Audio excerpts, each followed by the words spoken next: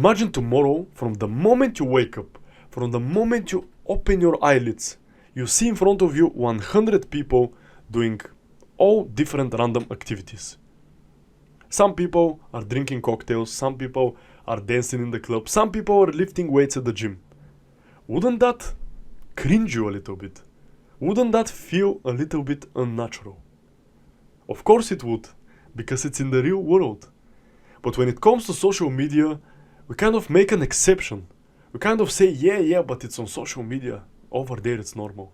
But unfortunately, our brain hasn't evolved to the point that it differentiates social media and reality. For our brain, it doesn't matter if we see a dog on our phone or in real life on the street. It's all the same for our brain.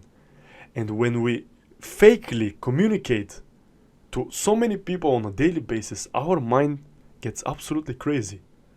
Imagine from the moment you wake up, you communicate with 300 of the people that you know. You may ask yourself, what is this even question? This is so crazy. But yet that's what 90% of the people do. They open their eyes. The second thing is they open their phone and they go on Instagram and they watch all the stories from yesterday.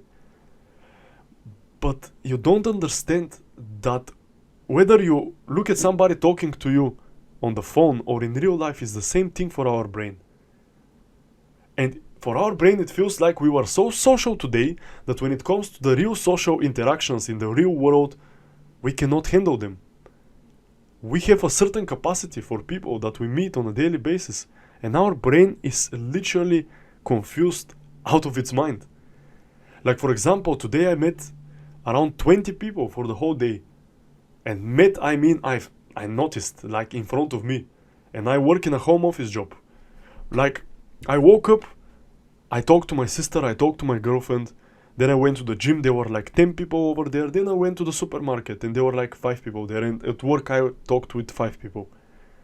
This like 20 to 25 people that I communicated over the course of a whole day. But when it comes to social media, it doesn't matter what it is. Snapchat, TikTok, YouTube, Instagram. Our brain feels like it's communicating with hundreds of different people. I can even assume to a certain extent if you watch a podcast from a single guy or if you watch a video from me, it's a little bit different because at least it's one person. But imagine that you speak to 50 people at the same time, exactly like it's in the short form content. They are switching the topics every 5 seconds, the same way that you're scrolling on your phone. Like at some point you speak about politics, then scroll about sports, then about fashion, then about shoes, then about the news. Your brain is going to explode from this, and this is how social media affects us. But we need to draw the line of comparison between social media and real life to see how crazy it actually is. Same way when it comes to dating life. It is not normal every single day for you to see 50 models. Whether that is male models or female models or very attractive people. If you go on the street, if you go in real life, if you go at a real job, you don't see so many attractive people.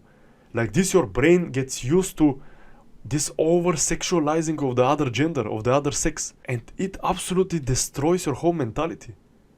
And I can tell you from my personal experience, because 1.5 years ago, I was exactly like this. I was using all of the social media apps, and then at some point, I decided to cut them. And there is one very dangerous thing, is that when you know all of the negative sides of social media, you think that you're invincible to them. You think that you're smarter than them. But unfortunately, no matter how much you know about the negative sides of social media, you cannot run away from them. And I was exactly like this. I knew so much about social media. I knew everything from how it affects me to how people shouldn't be there. And I still use social media thinking that I am just more powerful. But I'm really not. Social media is so much more powerful than our monkey brains. And we need to realize it sooner rather than later. Because if we want to live a happy life, why would we keep something that makes us unhappy? Maybe you don't realize it. Maybe it's very deep in your subconscious, but it really, really does. Social media makes you anxious, makes you insecure, makes you so self-aware that every single time you go outside, you kind of overanalyze your actions, your words, how you behave. And this is a disease. This is the hidden disease of 21st century, and we're all sick of it.